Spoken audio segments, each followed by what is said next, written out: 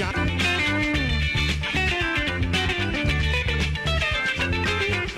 Danny Mann's on the bass.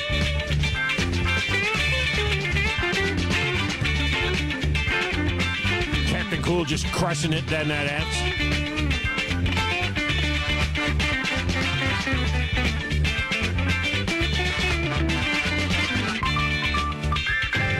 Got Molden over there on the organ in the corner. Look at Molden work that organ.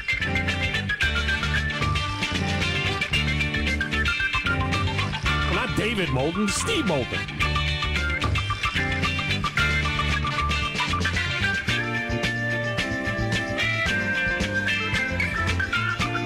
Scott and Drew are just over there shaking their head. They're like, why isn't he playing college football music?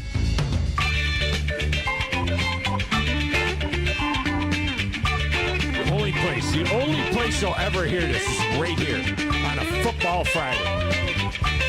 A lot of you are like, yeah, that's good. I'm glad I don't have to hear it anywhere else. The original Monday Night Football music. 1970. Let's bring it home right here. Fanfare right at the end here.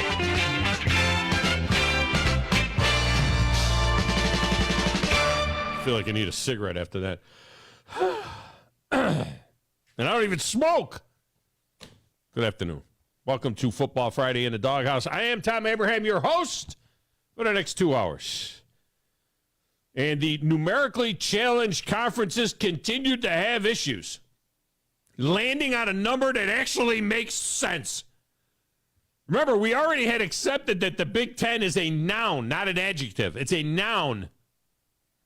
Ever since they added Penn State 20 years ago. Remember that logo they had? That made the 10 look like an 11. That was actually kind of cool. It was like the Big 10 with 11 teams. Everybody's like, are they going to be the Big 11?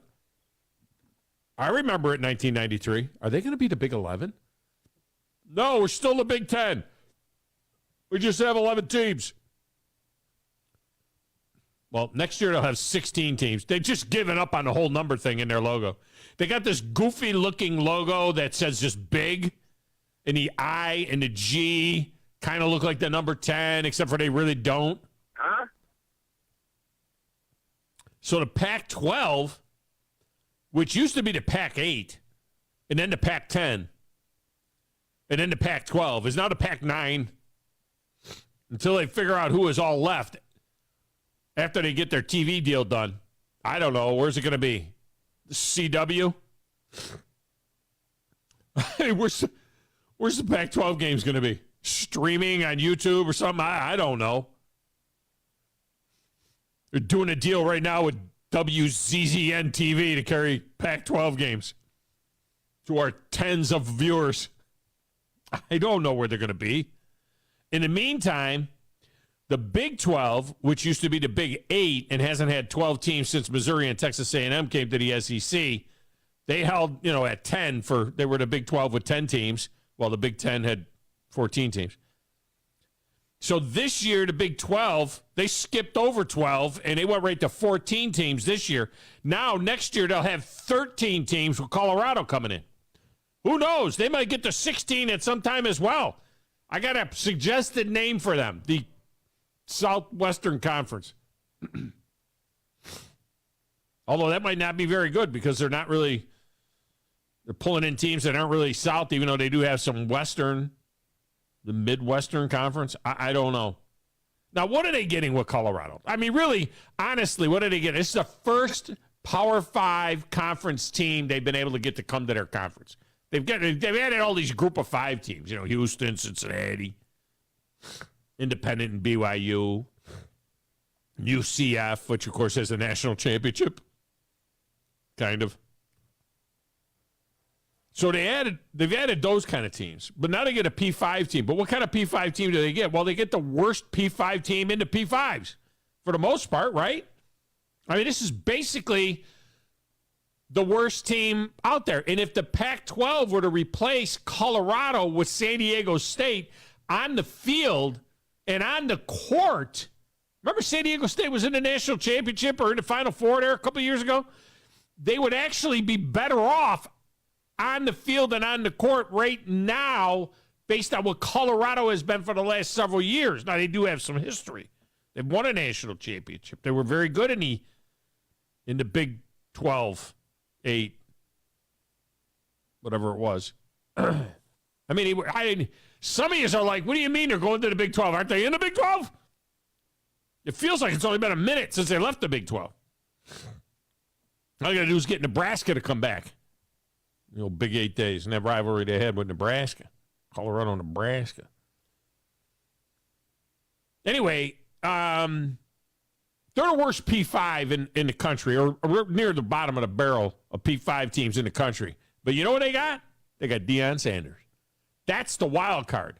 Deion Sanders. So the Pac whatever, they may actually be better on the field with San Diego State and on the court, but the Aztecs don't move the needle for a new TV deal. It's not like the TV executives are like, hey, wait a minute, they got San Diego State?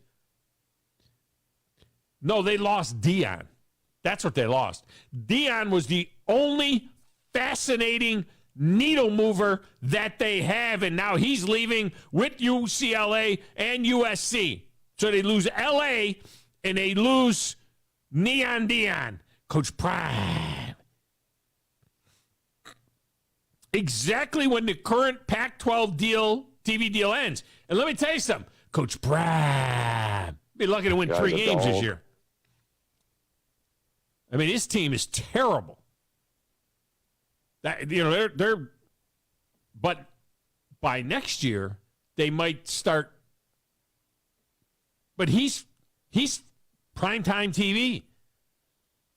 I think their opening game for Coach Prime against TCU, who they'll be conference mates with next year, is like prime time all by itself. Like, stop me if I'm lying. I think it's like the first, maybe it's the Big 12, or maybe it's Fox's, big noon game, whatever. As if the whole country is in the Eastern time zone. I always, that always stuck in my craw too. Fox with their Big 12, with their big noon game. What do you mean big noon? The big noon game is at 11 here, 10 Mountain, 9 Pacific time. Big noon. I got a little burr under my saddle today. I don't know how you do a TV deal. I don't know how the Pac-12 does a TV deal with those 9 teams that are left right now. How do you do a deal with that? And it's not like, Arizona and Arizona State are like all in with the Pac-12. Arizona State, they're like, yeah, let's see what kind of TV deal, and then we'll worry about where we're going to play. You already got Oregon and Washington begging the Big Ten to take them. They're like, please take us. Can we please come to the Big Ten with USC and UCLA? Please take us. Honestly, the only thing that makes sense here is Utah and the 2 Arizona schools to go to the 12 as well and make it 16 in the Big 12. Would they be the Big 16? They don't care. They're the Big 12 with 10. They don't care. Big 12 with 14. They just need to change their logo somehow to make, big, and to make the I and the G look like a 12. Just kind of hard to do. Or the more drastic move, a full-on merger between the 2 leagues in a 22-team super conference. That's the only thing that, I'll be honest with you, that makes a lot of sense. Just a full-on merger between the Pac-12 and the Big 12. Remember, the Pac-12 tried to kill the Big 12. A few years ago, we thought the Big 12 was going away. They look like the All-American Conference, or whatever they call that thing. That's what they look like, the AAC. But all the teams that they've got in there now, once Texas and Oklahoma are gone, it looks like a mid-major conference. Maybe they should just get together now, reverse it. Maybe they should absorb the Pac-12. The only way the Pac-12 is getting on TV. Any kind of a deal. I mean, these are crazy times in college football. Crazy times. We're going to visit with Matthew Sine. He is the Chief Operating Officer of the National Football Foundation, which, among other things, runs the College Football Hall of Fame. In a few minutes, He will join us. And then at the top of the second hour, we're going to head to Boulder, Colorado with Neil Wolk. Not woke. Wolk of CUBus.com. Do you think that they knew that this was coming when they hired Deion? Do you think that the whole time when they were like hiring Deion Sanders, they're like, yeah, we'll be going back to the Big 12. And then you can go and recruit in your adopted home state of Texas. Deion's a big name in Texas. Go recruit Texas.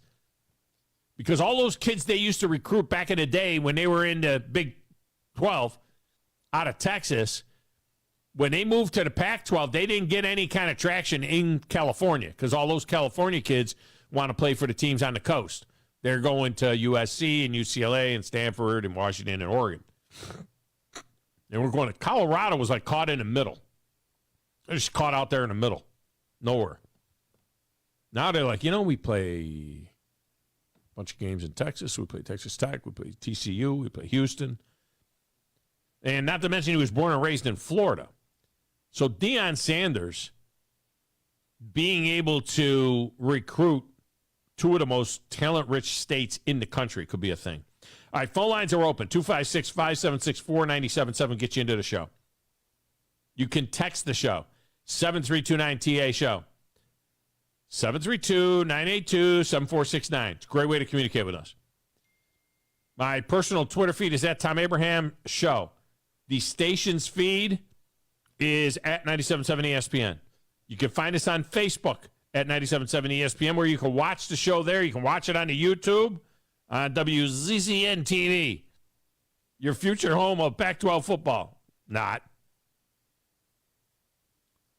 At 97.7ESPN.com, you can get links to all that stuff. And while you're at it, get our app. You want to have the app. There's 4 more channels available to you on the app.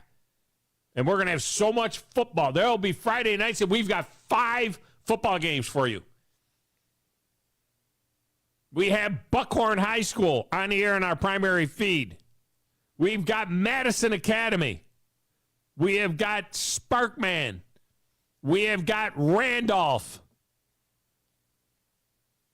And we've got the Joe Davis Friday Night Lights game of the week. 6 of those on the schedule right now. There might be more. Who knows? Who knows?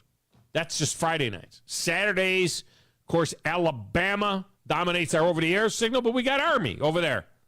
And then who knows what else might come out during the week. And who knows what other games we might have, depending on what time the Alabama game or the Army game is, and so on. And then on Sundays, we got the Atlanta Falcons. And for years I thought, man, I'd rather have the Titans and the Falcons. But now I'm not 100% so sure of that. I mean, I like this Robinson kid.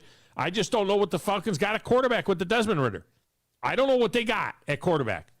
But I like their receivers. I like that freak tight end they got. I like the Bijan Robinson kid. I like Arthur Smith. We have got so much. We got football until you're going to choke on football. Oh, and by the way, don't forget the Atlanta Braves, best team in Major League Baseball, even though we lost 2 to the Red Sox. We got it all. All right, over there in that little glass room with the slanted ceiling, playing the platters that matter and the stacks of wax and answering the phones and living large and in charge on a Friday, the one and only DJ Grizzly Grizz.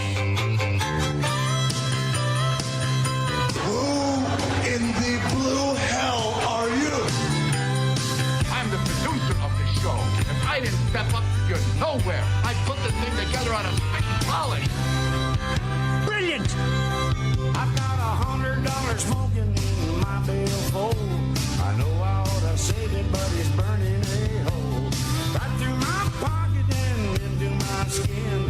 Come Monday morning, I'll be broke again. It's finally Friday, I'm free again. I got my motor running for a wild weekend. It's finally Friday, I'm out of control. Forget the working blues and let the time roll. Down goes Grissom. Someone call someone because there's a cleanup on aisle 3 as a man is down. It's like taking poison, like rat poison. It's not St. Patty's Day, so that's a different day entirely. Yeah, Grizzlicious, how are you on this here Football Friday? I'm doing just fine. I mean, because we're what, day 2 of training camp, and just absolutely looking forward. Or just really just like, well, I guess It's like day 3, 4 or 5. Nah, I depending mean, on who some it guys is. started yesterday. Some guys started, a couple days ago. Where we get day 3. The Jets and the Browns play next week. The so they Broncos got didn't to start till today. Like They their got to start- first training camp day was today. Did you see what Sean Payton said about the Broncos about last That's year? rough. That's rough, man. I have never in my life.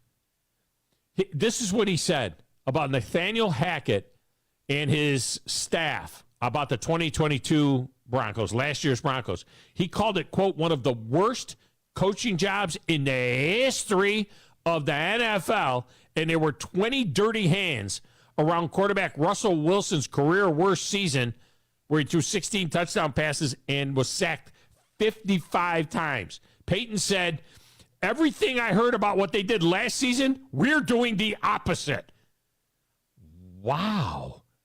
I mean, he just lambasted. And then Nathaniel Hackett, he's the offensive coordinator at the Jets now. And the Jets are on the Hard Knocks, and they're getting all the love, and Aaron Rodgers and everything else. And he said, it doesn't happen often where an NFL team or organization gets embarrassed, and that's what happened here. Part of it was their own fault relative to spending so much time trying to win the offseason. The PR, the pomp and circumstance, marching people all around and all this stuff. We're not doing any of that. The Jets are doing that this year. You watch Hard Knocks, all of it. I can see it coming. Remember when Dan Snyder put that dream team together, and I was with the Giants at the time in 2000. I was a young coach. I thought, how are we going to compete with them? They got Deion Sanders now, and that team won like 8 games. You go, just put in the work. I mean, he's just crushing everyone. These teams play in week 5.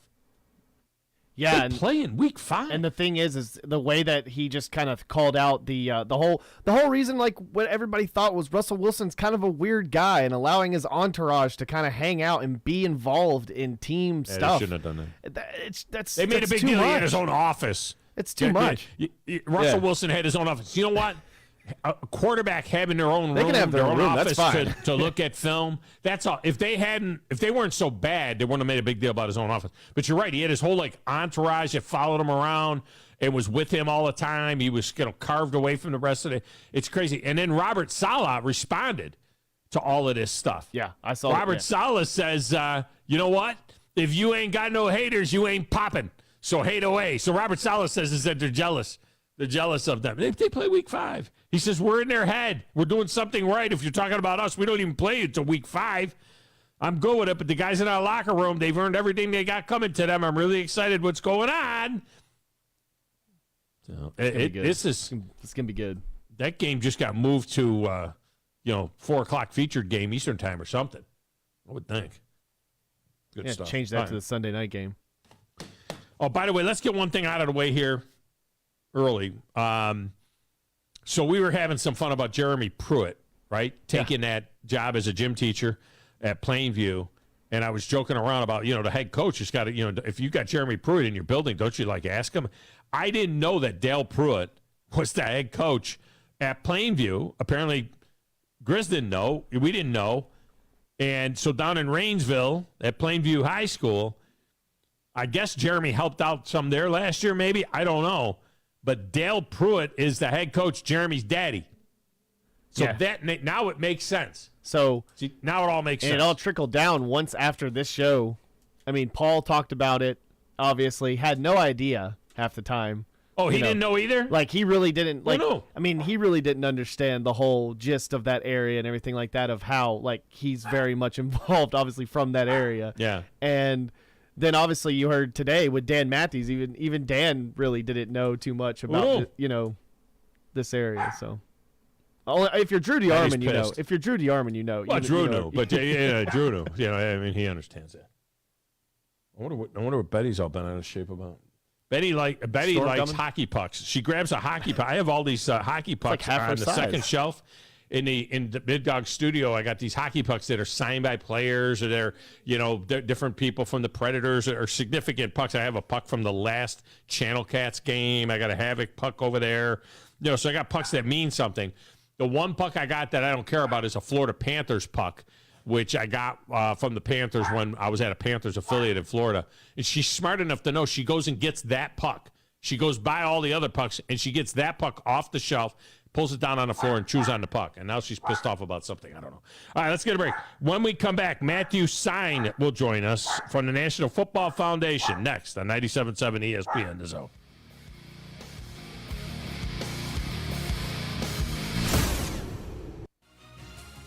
You're listening to the Thom Abraham Show on 97.7 ESPN The Zone. The state's largest orthopedic group is growing to meet the needs of the patients in our community. The Orthopedic Center has long been the most trusted name in orthopedics in North Alabama. So as our area continues on the fast track, so does the need for premier orthopedic care anywhere and anytime you need it. TOC is proud to announce the opening of our new locations in Albertville and Hampton Cove, along with the grand opening of our newest office in Decatur. These clinics will offer the same high-quality orthopedic care you have come to associate with TOC, with the convenience of being closer to home. As a patient, your time is your most precious asset, and we recognize that at TOC. That's why we are also proud to announce the opening of our urgent ortho clinics to handle those bumps and bruises that need prompt attention. These clinics are available to care for acute orthopedic injuries with no appointment necessary. With 38 physicians, 20 centers of excellence, and now more than a dozen locations to serve you, TOC will continue to be the name you turn to for the best orthopedic care at the right time. Visit our website at visittoc.com for more information. TOC, helping you live a better life. At Woody Anderson Ford, it's your car, your way, every day. Hi, Bobby White back again for Woody Anderson Ford with some great lease and finance packages. Come test drive one of our all-electric 2023 Mach-E's and you'll see what all the fuss is about. Get financing as low as 2.9% for 60 months plus $4,000 in bonus cash. Or lease the Mach-E for $479 a month.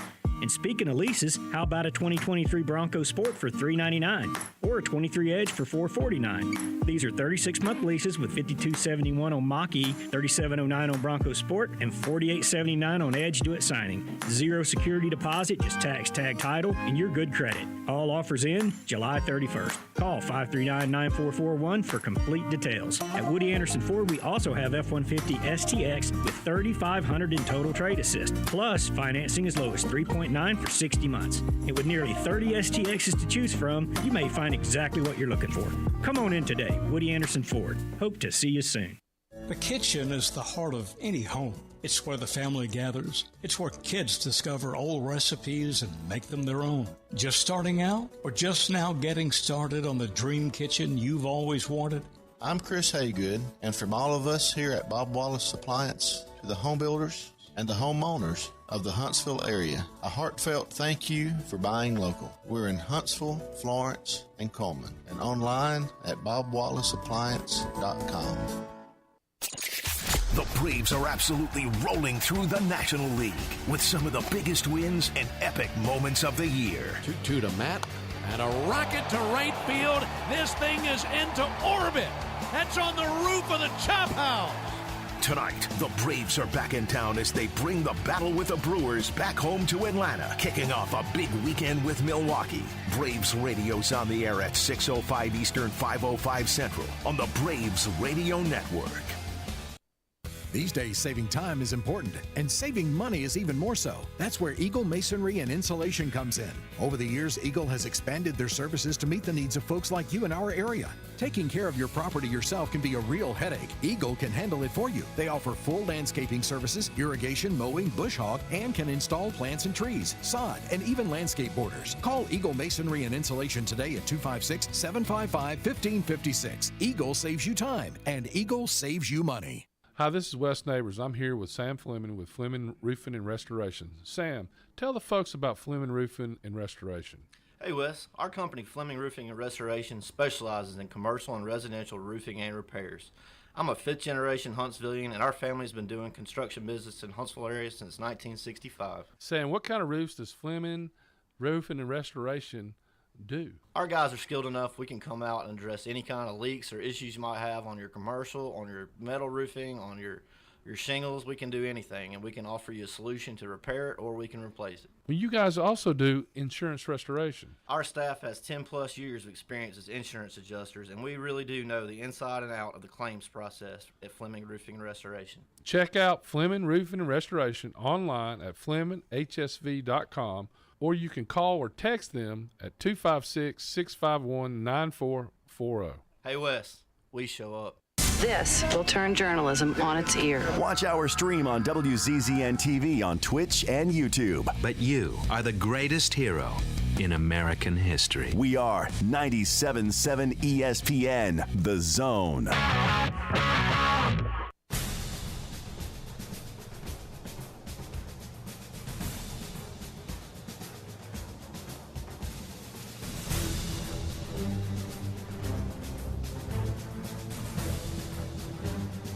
Welcome back, Thom Abraham Show. Segment of the show is brought to you by North Alabama Mortgage.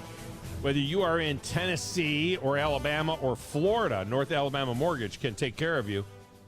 They do a tremendous job there, and they make sure they get you in the right mortgage product. And look, I know you're thinking, well, how did the mortgage rates jump up? Yeah, they did. They did jump up. You know, there's no doubt about it. But now they've kind of leveled out. They've even come down to a certain extent.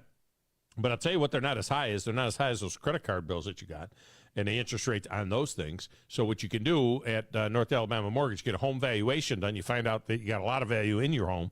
Use some of that value to pay off all of those high interest rate credit cards, and you're way ahead of the game. Go to NorthAlabamaMortgage.com to learn more. Brian Hammaker and his team can take care of you like they did me. NorthAlabamaMortgage.com. All right, joining us now, a guy I'm always fascinated every year when I go to SEC Media Days and Matthew Sine, the Chief Operating Officer of the National Football Foundation, has his presentation. And it always seems to be maybe a little bit later on in the week, but it's always very, very interesting stuff.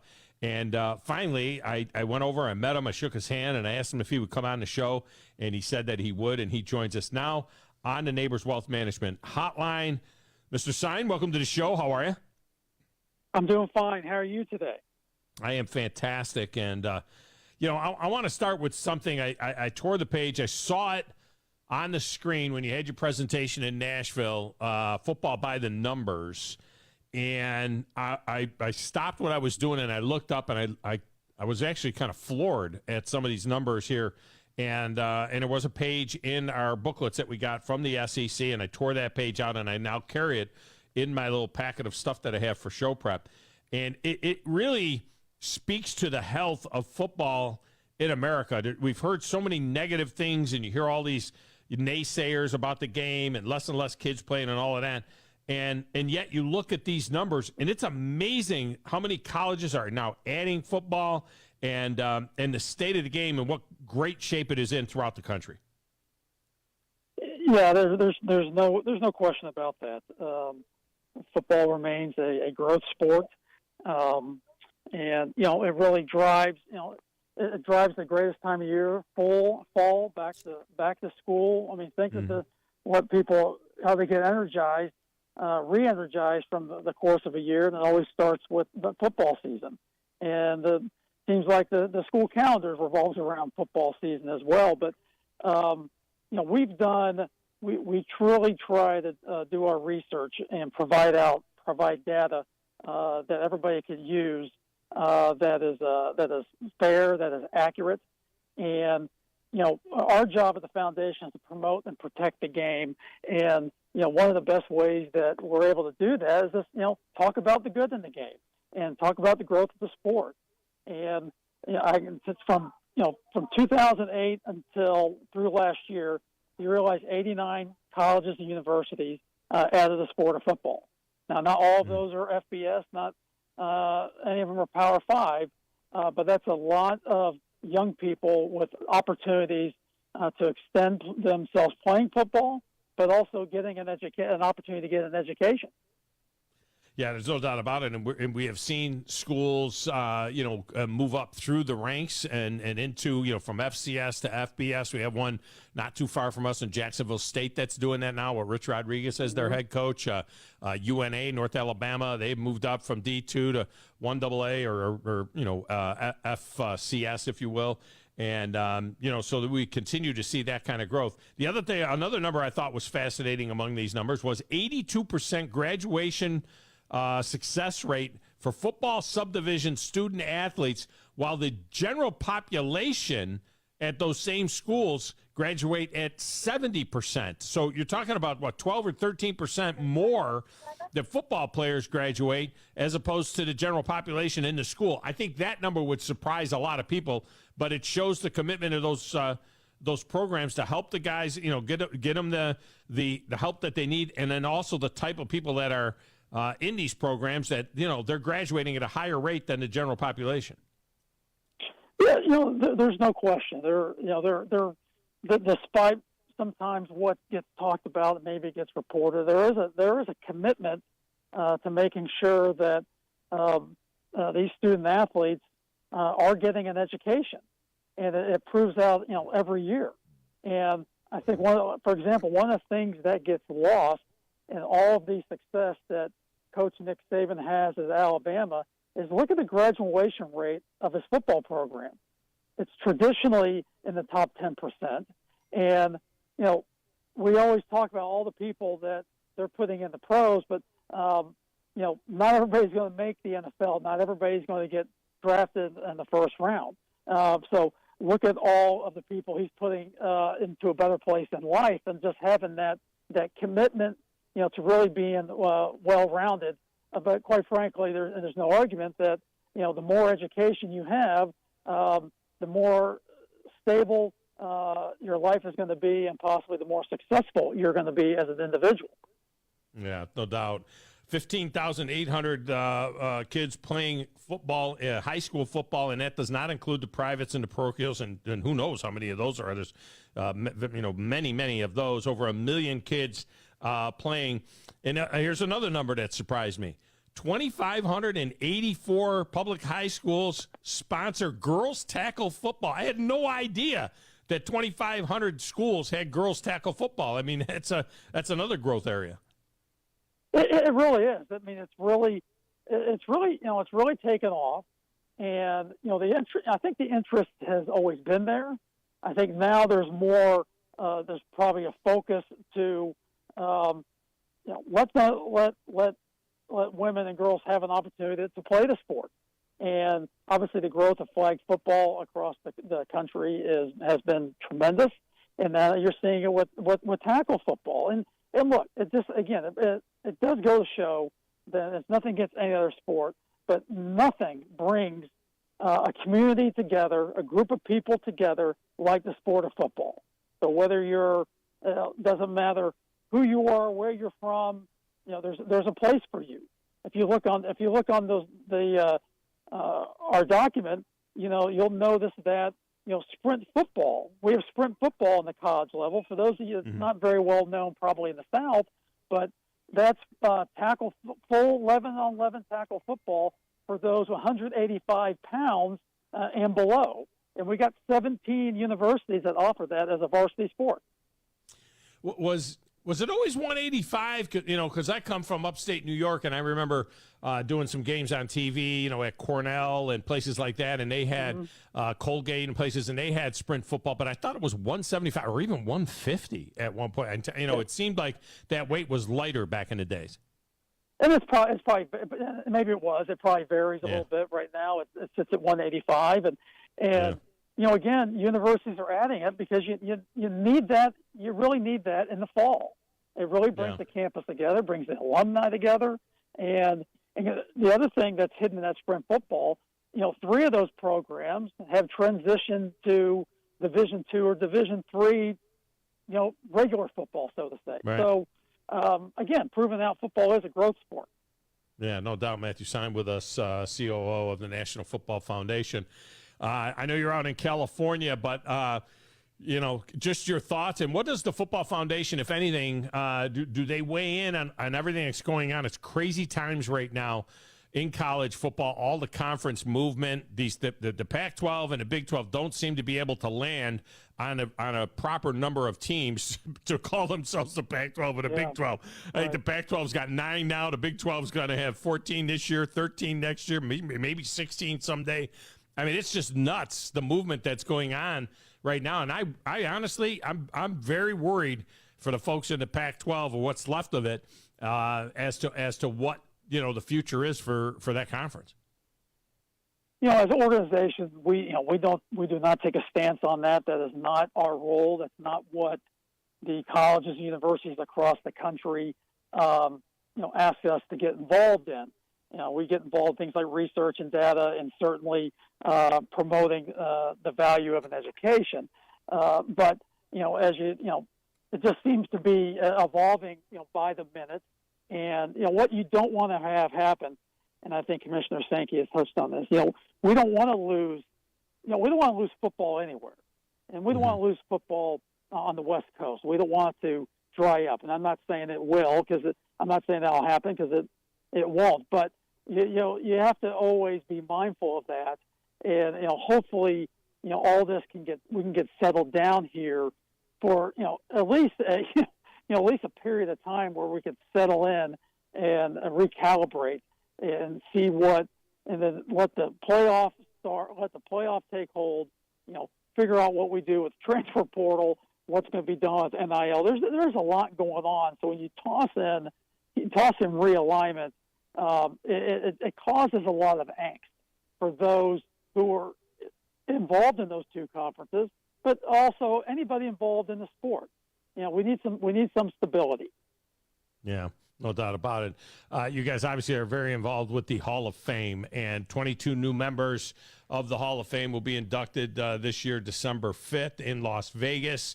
By the way, folks can go to the footballfoundation.org website to see about tickets to go to this black tie event. It is really something to be seen. But 22 members going in. So the first thing that some people would say was, wow, 22 members going into the Hall of Fame. That's a lot of Hall of Famers. 5.62 million college football players all time in 150 years or whatever it has been. And so it's a fraction of 1%. It's a fraction of 1% of players that get in. And this is a tough Hall of Fame to get into, right? You have to be a first-team All-American to even be considered. And so sometimes it surprises some people, especially with quarterbacks, because, there's only going to be one of those first-team All-Americans every year. And this is a tough Hall of Fame to get into. Well, yes, it is. It might be based by the numbers. It might be the toughest, and in a lot of ways, it should be. It's like you said, you got to be a first-team All-American.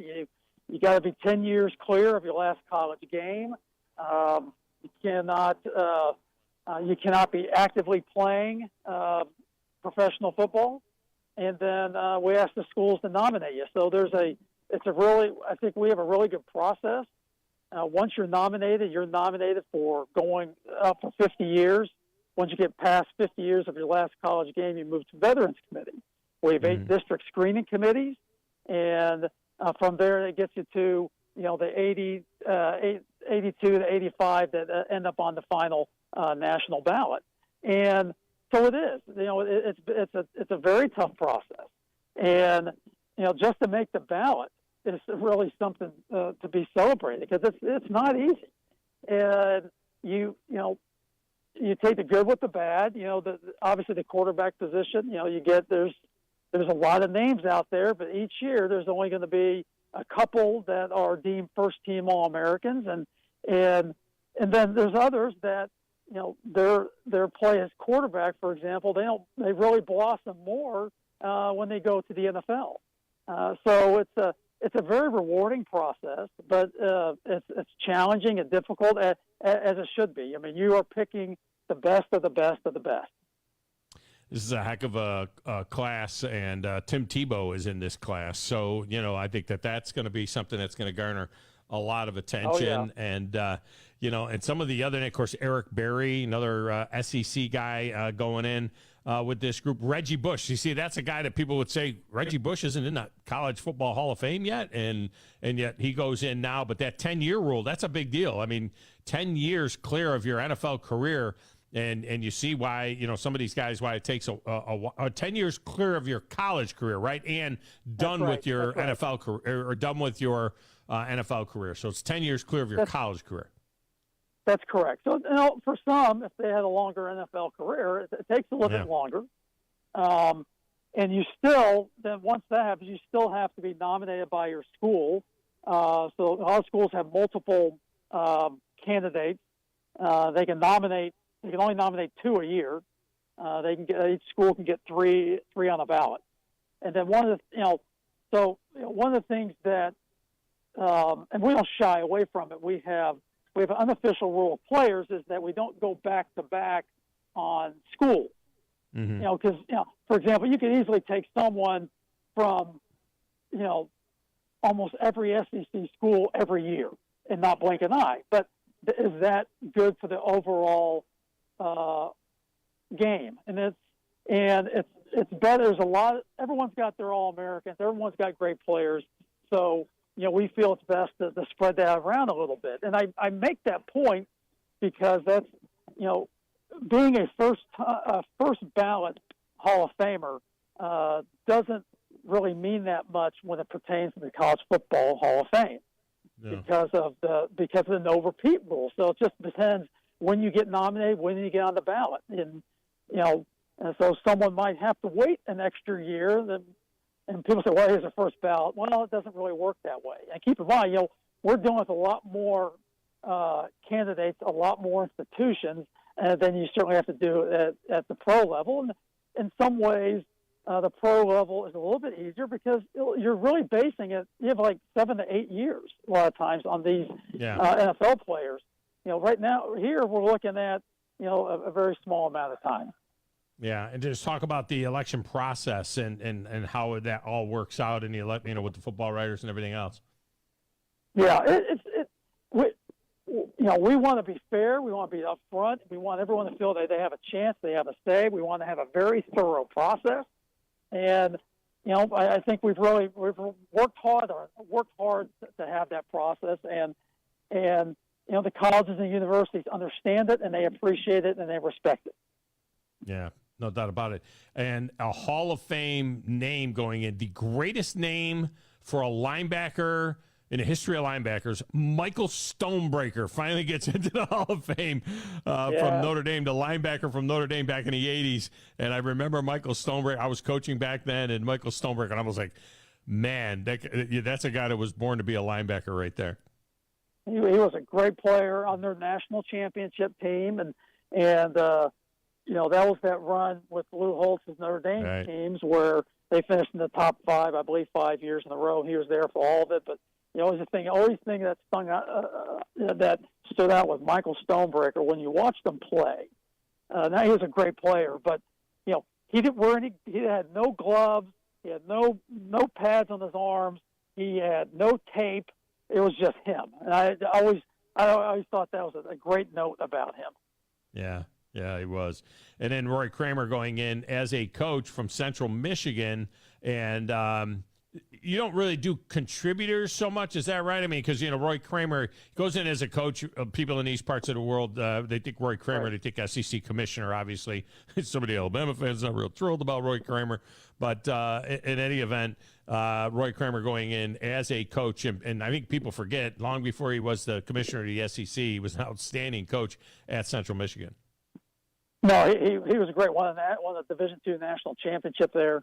Had an outstanding career there, and I think you saw it in my presentation. There's a wonderful photo of Coach Kramer with his team after the game, and he's got the signature glasses from the 70s and a great smile, and I'm glad he's going in and getting elected and being honored and that such, and we do have other awards that we hand out. At what we call annual awards dinner. That's where we induct the Hall of Fame class, and one of those is we have gold medal, Distinguished American, and Commissioner Kramer was honored by us in that sense as well. Yeah, excellent stuff. Matthew Stein has been our guest. Matthew, I appreciate you so much. Thanks for coming on and keep up the great work with the National Football Foundation. Hey, thank you very much. Thank you for what you do to promote the game. We appreciate it. All right, thank you. Matthew Stein. Good stuff right there. Got to keep that sheet. I mean, there were so many good notes on here. It's incredible.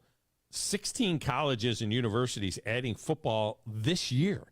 16 new colleges and universities adding football programs this year. I mean, that's, what happened, Grizz? I thought the game was dying. What happened to all these people talking about a game is dying? It pays the bills. It drives the boat. I mean, it's something that it trickles down all the way down into middle school. You know what I mean? It's something that the communities are very passionate about. People love it. It brings people together, like you said. So. And the students graduate at a higher rate than the general population in school. Your Hall of Famers, see how many of these names you remember, and you go, oh, yeah. Eric Berry, of course. Michael Bishop. Yeah. Remember Michael Bishop, the quarterback at Kansas State. Reggie Bush. LaMichael James. I completely forgot about LaMichael James. Remember running back at Oregon, right? Yep. LaMichael James goes in. Robert Gallery had a great flow. Ended up not really having an NFL career like they thought he would have, but from Iowa, he goes in. Dwight Freeney. All those great years with the Indianapolis Colts out of Syracuse. Derek Johnson, the linebacker that was so good for the Kansas City Chiefs, but before that, a Texas Longhorn. Luke Kuechly is going in out of Boston College. Luke Kuechly had a great NFL career as well in Carolina. Bryant McKinney, they used to call him Mount McKinney in Florida. I was there when he was playing for the University of Miami. He goes into the Hall of Fame. Terrence Mathis is going in, a wide receiver from New Mexico. Had a nice career in the NFL. Jeremy Maclin. Let's see who else. Stonebreaker, as I mentioned. Tim Tebow is in this class. Brian Westbrook out of Villanova. He is in this class. Troy Vincent goes in. D'Angelo Williams. I completely forgot about him. Remember D'Angelo Williams at Memphis? Yeah, I thought D'Angelo Williams would have gone in a lot sooner for sure. And Brian Westbrook for sure. I mean, maybe these college career, like you said, when they come out or whenever it happens, whenever they get thrown into this induction where it's kind of like where they're getting nominated and then how many years? I don't understand 10 it. 10 years out of college and you got to be done playing your pro career. Well, there's so many. Think Brian Westbrook would be out of at least have been picked a long time ago, but it's college. It is college football, so people do play. Have outstanding careers in college football, and then not so much in the NFL. So whatever you did in the NFL doesn't even get factored in at all. But it's just you're sorting through so many players to get down to them. that deal, and then two coaches going in. That's a lot of big names. Like even now that you would have thought that some of these would have already been picked. Obviously, maybe even 5-6 years ago at least. Well, there's the quarterbacks. Again, you have to be a first team All-American, and that really cuts down on the quarterbacks. I mean, if I gave you the list of great quarterbacks, college quarterbacks, that were never first team All-Americans, you'd be stunned. Also going in, Paul Johnson, former coach at Georgia Tech, big wing T guy or a big wishbone guy, coached at Navy before Georgia Tech, and then Mark Richt is going in. So good to see Coach Richt get into the College Football Hall of Fame as well. All right, we get a break in here. We'll come back, set you up for hour number 2 next, right here on 97.7 ESPN, The Zone.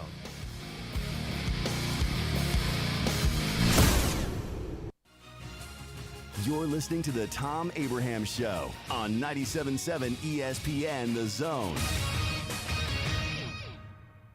Tom Luganbill here for my friends at Woody Anderson Ford. Bobby White and his team take great pride in their service department, and you can see it the moment you walk into those beautiful new service lanes. And just like a championship team, they all work together to make sure your experience is second to none, whether you drive a Ford or not. Also, check out the gold certified pre-owned inventory at Woody Anderson Ford for great deals every day. Stop by and see them at Jordan and Sparkman or at Woody Anderson of Madison on Hughes Road, or visit WoodyAndersonFord.com. Are you tired of chasing a roofing contractor to show up on time or even show up at all? I'm Sam Fleming with Fleming Roofing and Restoration.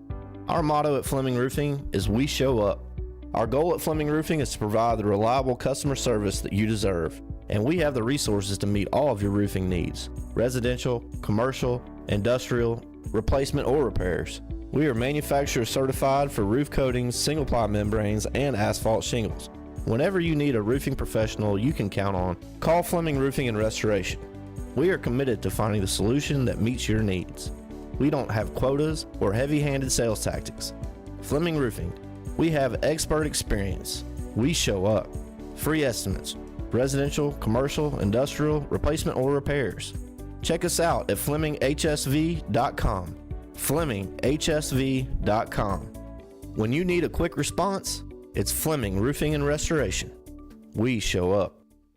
What if I told you that Bigfoot is real and that he's making the best donuts you've ever had?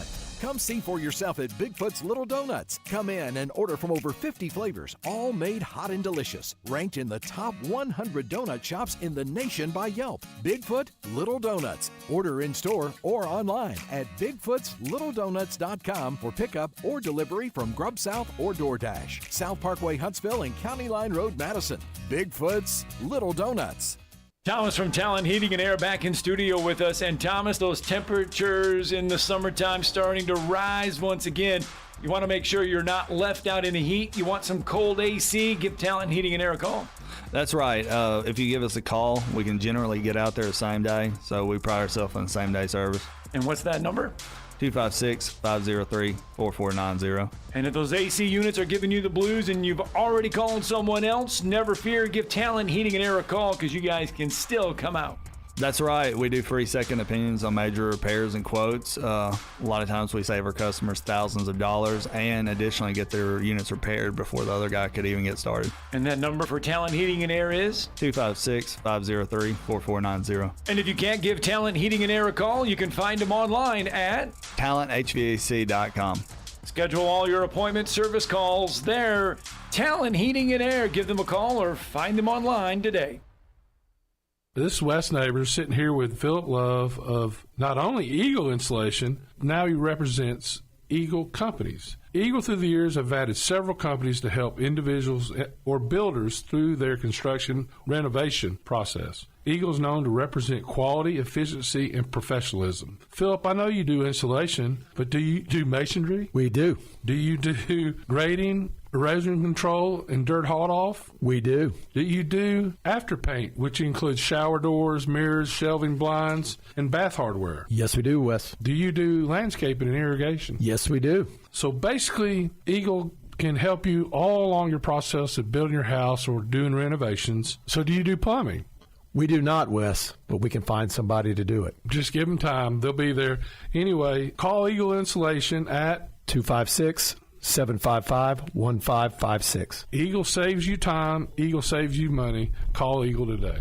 Thanks, Wes. With us today, Dr. Tracy Lowry of Best Vein Care of Huntsville. When we evaluate a patient and they indeed have significant venous disease, most third-party payers, private insurance, Medicare, require us to treat every patient conservatively at least 90 days. Conservative treatment includes increasing ambulation, elevation of the legs, and the wearing of compression stockings. It's very common for folks to come see us in March or April wanting to have their veins fixed before they go into swimsuits starting in June. When we see someone in March or April, they're going to require at least 90 days of conservative treatment before we can even go to the insurance carrier to get permission to treat their veins. So if you think you have a venous problem, now is the time to come in and get a free screening so we can determine whether or not you need something evaluated. If you have a vein problem or you think you may have a vein problem, now's the time to contact us at bestveincarehuntsville.com. When I chose a garage door company, I did my homework. I needed Precision Overhead Garage Door Service. They have a 5-star Google rating. I checked their reviews and liked what their customers had to say. Precision Overhead Garage Door has lifetime warranty packages. Same-day service if I call before 2 p.m. If they can't make it the same day, my service call fee the next day is waived. They did a 25-point safety inspection on the door and operator. Now that's peace of mind. Residential, commercial, and gate services. Precision Overhead Garage Door Service. Call 256-400-4500. From the Fox 54 Weather Center, I'm Chief Meteorologist Jordan Dressman. A mostly to partly sunny sky this afternoon. Temperatures climbing into the mid and upper 90s. Heat indices anywhere between 104 and 106 degrees. We could get an isolated shower across North Alabama, southern Middle Tennessee. Most of us going to end up staying dry. We drop into the low and mid 70s as we head into the overnight, early into your Saturday morning. Much the same for Saturday afternoon. A mostly sunny sky. Temperatures climbing into the mid and upper 90s. Heat indices anywhere between 104 and 106. With an isolated shower not being completely ruled out. I'm Chief Meteorologist Jordan Dressman on your home for ESPN Radio, 97.7 ESPN The Zone. Want to see what I bring to the party? Congratulations to The Drive as we celebrate a decade of Wes and Steve. Here's to 10 more. Now Sonny and Cher would say, that's on you, babe. 97.7 ESPN The Zone.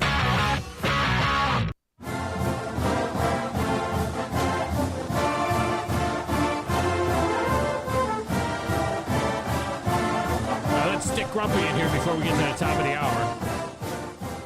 Grumpy, welcome to the show. How are you? Hey, pretty good, man. Hey, I wanted to commend you guys for doing that high school media days. I think that was great. Whose idea was that? Yeah, I don't really know. We were just thinking about what is the next step for us to do, and I think it was kind of a collaborative thing that came out of a staff meeting. I don't know who said it first, to be honest with you. Yeah, that is the next step, man. That's a good way to put it, man. I know that speaking of steps, I know that what the Big Ten, they have 2 media days, don't they? Two mornings. Both days are done at noon. They do like 2 breakfasts. Yeah. So the Big Ten was formed in 1896. So with the momentum you guys have, you guys will take local high school. You're already halfway to what the Big Ten took 120 years to build. Yeah, well, it just means more here. Just need more chicken. South, you know what I'm saying? Yeah, we need more chicken. That's all. It'd be interesting to see how many guys are in the NFL Hall of Fame that didn't make the College Hall of Fame. Like, I didn't know that Terrell Owens only started 2 ball games in his senior year at UT Chattanooga. Well, if you were listening too on that high school deal, we had with us Walter Jones, right? So Walter Jones is a first ballot Hall of Famer. Many think maybe the best tackle to ever play in the NFL. He started 1 year at Florida State and was picked 6th in the draft in the first round by the Seahawks. But he only started 1 year and was not a first-team All-American, and he'll never be in the College Hall of Fame, yet he's an NFL Hall of Famer. Awesome. I can hear the music, man. I'll let you go. Have a good one. All right. Oh, there's many, many, many.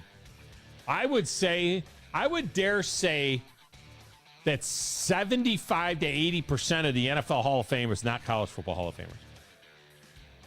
That's I honestly.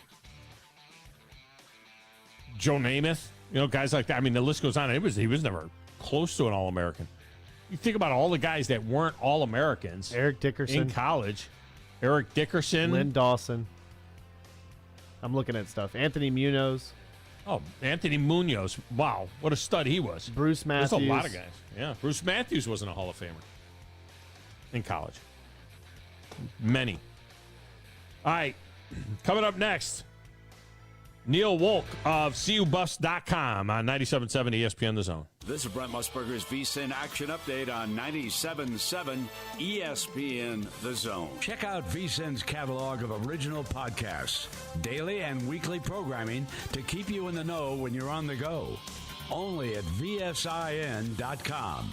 Now, here are the latest lines from my guys in the desert.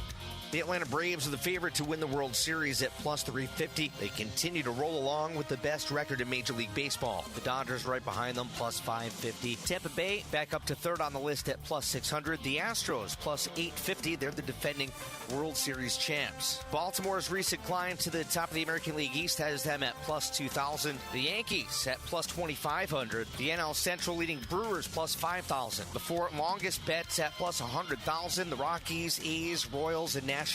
Tampa's still the favorite to win the American League, plus 280. Atlanta, plus 165 to win the NL.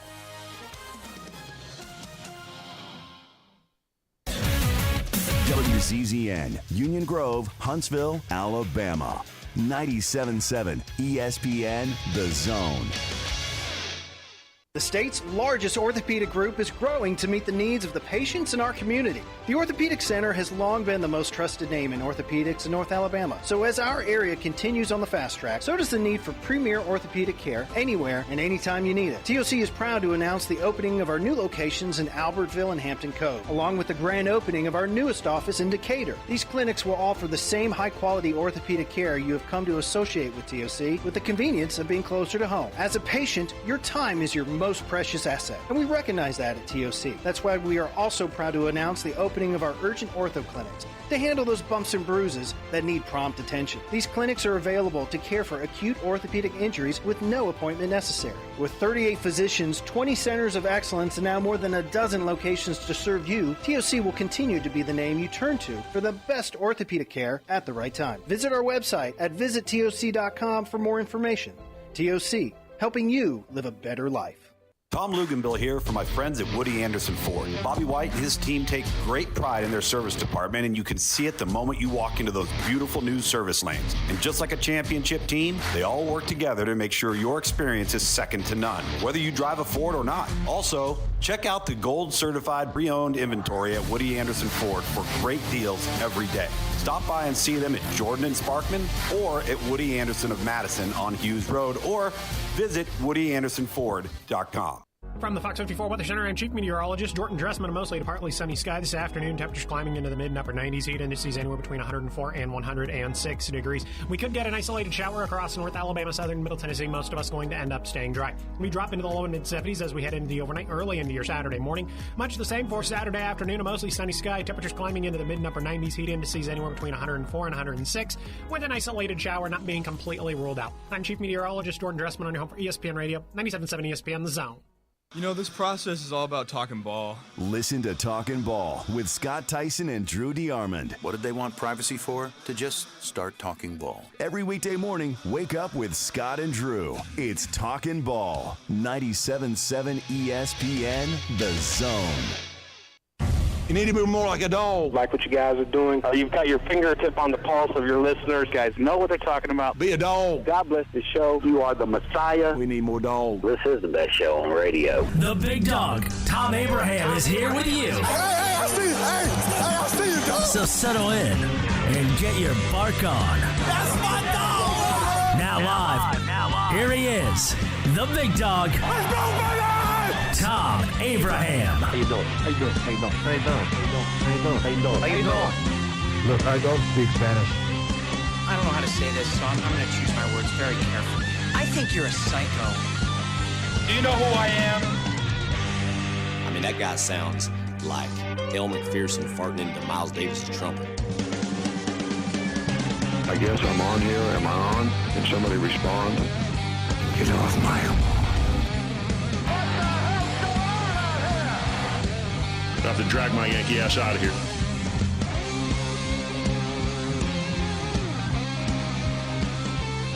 And welcome back. Hour number 2 of the Thom Abraham Show. This segment of the show is brought to you by Woody Anderson Ford in the service department, which is second to none at Woody Anderson Ford. And don't forget the body shop down there as well. You know, you don't think about the body shop until you have a need for a body shop, but their body shop can take care of any kind of vehicle and will do a tremendous job for you at Woody Anderson Ford. And the certified gold pre-owned vehicles are at WoodyAndersonFord.com. Just go to WoodyAndersonFord.com, shop them there, and if you see something you like, let them know, because those things move pretty quickly. Great new inventory down there as well. Bobby White and his team at Woody Anderson Ford doing a tremendous job for you.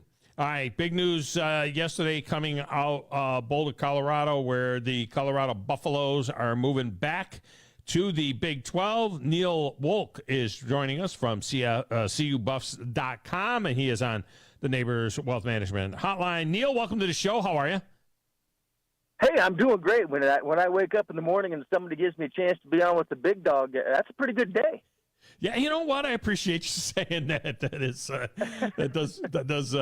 does make for a good day, especially on a football Friday, and especially where the Buffs going back to where they belong in the Big 12, right? Yeah, you know, it seems when they moved to the Pac-12, I was excited about it. I thought, yeah, this will be fun. It's a new conference.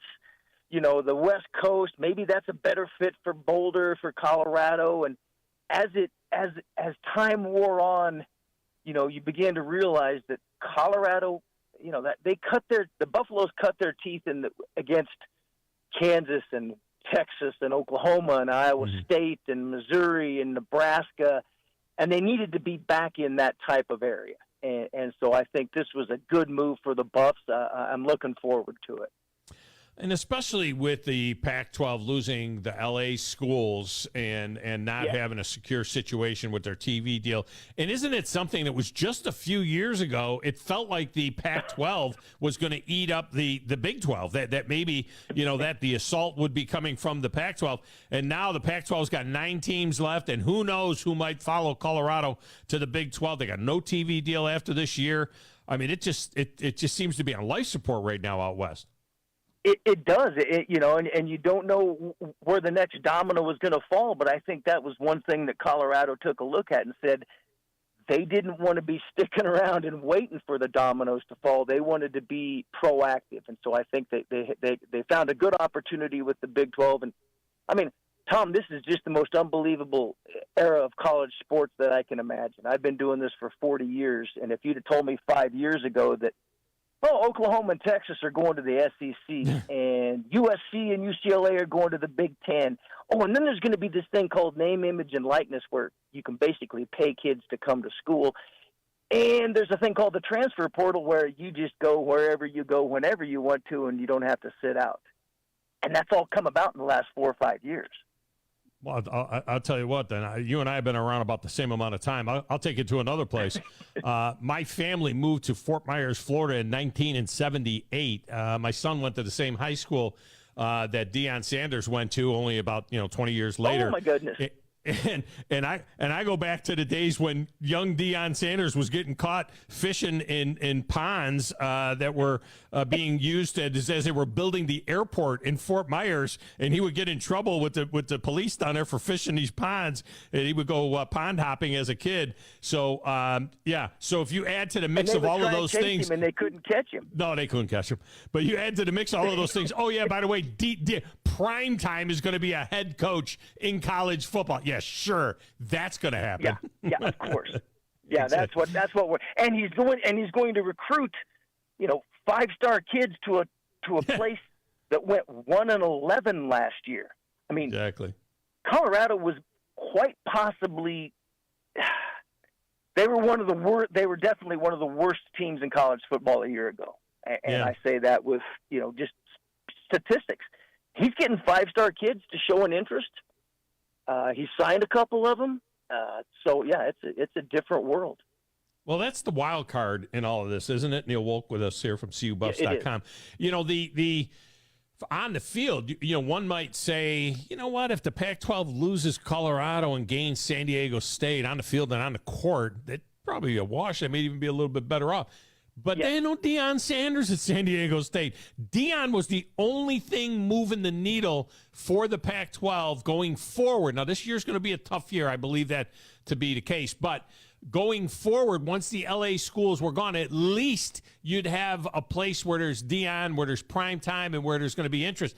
Now he's taken that star to the Big 12 as well. And so the Big 12 is getting more than just the Colorado Buffaloes back. It's not Bill McCartney's Colorado Buffaloes. It's a Deion Sanders, and that's a needle mover. It is, and you've made a great point that I think a lot of people might have kind of skipped over the last couple of days. When the Big 12 started looking and talking to Colorado, and Colorado was responding, they were looking at the national news that the hiring of Deion Sanders made. Overnight, Colorado became relevant again in the college football world. And the Big 12 just lost two of their most relevant, their big names.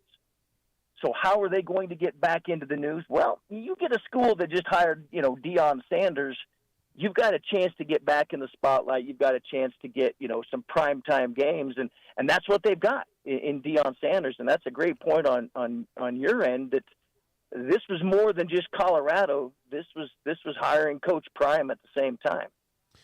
We know that Washington and Oregon are begging the Big Ten to take them. It seems. Oh, they're just please take us. Will you please get us out of here? It seems to be make way too much sense, right, for the Big 12 that now has 13 teams after Oklahoma and Texas leave for our neck of the woods. It seems to make sense to target Utah and the two Arizona schools. I mean, that just seems to be the next thing that would happen, short of a massive merger with the Pac-12, a 22-team super conference, if you will, between the Big 12 and the Pac-12. I mean, that seems to be the next domino to fall, would be those Arizona schools in Utah. Yeah, I think you're right. Definitely, I think the Arizona schools are probably more likely, and the only reason I say that is right now BYU is in the Big 12. That's true. I don't think they're going to open the door for Utah and say, "Oh, come on in, and we'll let you come into our conference so that we can recruit against you directly in the Big 12." There's that rivalry, and I'm not sure people nationally are aware of that is as bad a blood of rivalry as exists in college sports. That Utah BYU thing. That is a deep-seated, oh my gosh, LDS church do not like each other type of rivalry. So I don't know that BYU would be welcoming Utah in, but the Arizona schools most definitely. I can see them getting an Arizona and Arizona State, and then looking around for maybe a UConn. Maybe you bring UConn in, and then if you bring in a UConn and Arizona, you have maybe the best basketball conference since the old days of the Big East when Patrick Ewing and Georgetown and St. John's and all those schools were that good. Yeah, that's one of those deals you want to talk about. I thought West Virginia was an outlier. Now, if you go to UConn, forget the regional conferences. That's just out the window, 100%. There's no doubt. Do you know what the future is right now for the Holy War? You mentioned it, the Utah BYU series that they call that the Holy War, and I think it's basically still on the books for another few years. But will they continue to play each other? Little Big 12, Pac-12 action. Yeah, that's a big question because BYU, once they get into conference play in the Big 12, they've got to play 9 conference games. That only leaves them 3 non-conference games, and they usually play a Stanford, a Notre Dame, some schools like that. And so I don't know what their non-conference schedule holds for them over the next 5 or 6 years, but I think it definitely, puts a crimp in the possibility of continuing the Holy War. As that's good that you knew that. Yeah, continuing the Holy War down the stretch. Yeah, I've been around for a minute. I got a sister that lives in Salt Lake, so we know a little something about that. Neil Wolk with us here, CUBuffs.com. All right, so here's the big question: when this deal was going down with Deion, they noticed what's happening. Did you think Deion went and took this gig as a Big 12 job, knowing that it would be a Big 12 job, or do you think that this is something that happened post hiring of Deion? My guess is that there was always that there has been that possibility, because it was a year ago that Brett Yormark was tweeting about, hey, Big 12's open for business. We're looking at the the Four Corners schools as they're known, and so I think that was always a possibility. I think when Colorado approached Deion Sanders, I'm sure that they made it clear that it would be a possibility, and in return, Deion said that's fine because he likes to recruit Texas, and then Florida, Georgia, actually SEC country, but he also likes to recruit Texas. Because he's got that Cowboys background. He's not a big fan of California recruiting. And so, I think if they told him there's a possibility, I'm sure he said, sure, fine, I'll go back to Texas. They know me in Texas, and I know them. So I think there was probably some discussion. I don't think it was a point that made a difference in the negotiations between them, but I think there was probably, some talk about it and that it would be a possibility.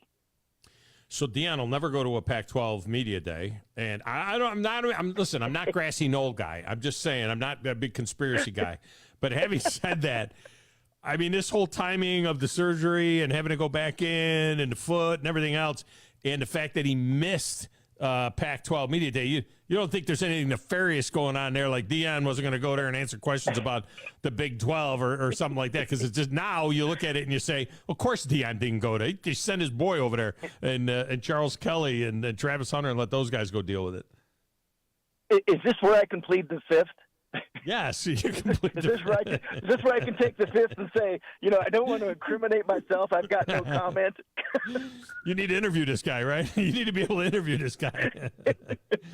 What about those that say, and this is a lot of sour grapes, because we've seen what's going on in the Big Ten with the hazing story, and then now the Minnesota players that are, chipping in on PJ Fleck and so on. And we heard a lot of negative stuff about Deion from the 152 players that he ran off after he got there, saying that he's basically just a figurehead and he didn't even learn anybody's names and never talks to them, all that kind of stuff. Yep. Is there anything to that? Because it seems like he was pretty engaged with the guys he had around, especially at Jackson State. And it seems like, from watching that spring game, which we all watched and so on, that Coach Cowboy there, that he was pretty much, that he did have a relationship with his players. Is that just sour grapes, or is there some truth to that? No, I think a lot of that's sour grapes, because when somebody comes in and says, "Hey, you're not wanted here anymore. We don't need you anymore," that's automatically going to make you, have some ill will toward the program.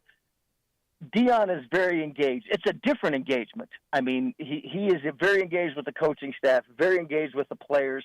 When you watch spring ball practice, he's moving around the field, talking to all the different position groups, talking to the kids, slapping them on the back, sometimes not slapping them on the back, but telling them they got to get better and that kind of thing. So I don't think in that regard, Deion's a football guy. I mean, Deion played for Bobby Bowden. Deion played for all the great NFL coaches that he played for. He knows the game. He knows how to motivate players, and he knows how to work with coaches. I think it's just a little bit different than maybe a lot of kids are used to, because it's such a it's so engaging. I mean, Deion is on all the time. There are cameras following him around, shooting documentaries and stuff. So he is very, very animated and on. I can't think of a better word. Animated all the time. And I think kids maybe are misinterpreted that a little bit, but I think they've gotten used to it very quickly. And it will be second nature, I think, by the time fall camp gets rolling. Yeah, it's like Hard Knocks all the time. It's like a reality show with Deion, and when he's doing his thing. Is there any sense amongst the fan base that you only have him for a minute? And this is why I say that. 3-4 years, Buffs are still going one for. You got to get rid of him. 3-4 years, he's got him winning 9, 10, 11 games. The next bigger program is coming after him. And no disrespect to Colorado, I'm just saying. He's a Southern boy. If he has an opportunity to take over, a big program in the SEC or something like that, because he's done something at Colorado, either way, you kind of rented the guy. Is there any sense of that with the fans? Yeah. Oh, I think that's, I think everybody, that's associated with Colorado, or from fans, boosters, and probably even some administrative people, in the back of their mind, they're wondering that. If he's successful in 3 years, who's going to come and throw $10 million in his lap? Somebody will. That's the going price anymore. I mean, if you look at the coaches that are making $9 and $10 million, that's getting up there into double digits now. Somebody will probably throw that his way. Will Colorado be willing to match it, or will they say, look, he's built a program here. We've got some great assistants. Maybe we turn it over to Charles Kelly. Maybe we turn it over to Sean Lewis, who's the offensive coordinator, and just keep on moving. I think there's that, I don't want to say fear, but I think, there's a reality there. I think there's a realistic outlook that he's probably not a 10-year guy there. He's had some health problems. Does that play into it? In 3 or 4 years, does he say, heck, I've had enough? When his son Shador goes to the NFL, does he say, I'd really like to watch my son on Sundays? Maybe I'm just going to retire and go back to being an analyst, sitting next to Jimmy Johnson and Terry Bradshaw. Maybe he wants to do that. So I think all those things are possible, and certainly Colorado fans have not fooled themselves into believing that they've got Deion for a lifetime. TCU, Nebraska at home, big old school rivalry game there, sold out. That's good. So I'd love to see Nebraska go back to the 12 as well. Colorado State, rivalry game. A rivalry game. Rivalry game. Then, what do they call that? They call that anything? They don't have. It's not like there's no Civil War or not like what we got over here with the Iron Boys. Does that got a name? It's the Rocky Mountain Showdown, I think, is the last. Rocky Mountain Showdown. The last thing. And then at Oregon, and then USC. I mean, this is brutal. What is a reasonable expectation for this team? If they win 3 games, they throw them a parade. I mean, at what point in time does it become that's really a big deal? If you win 3 games out of those first 5,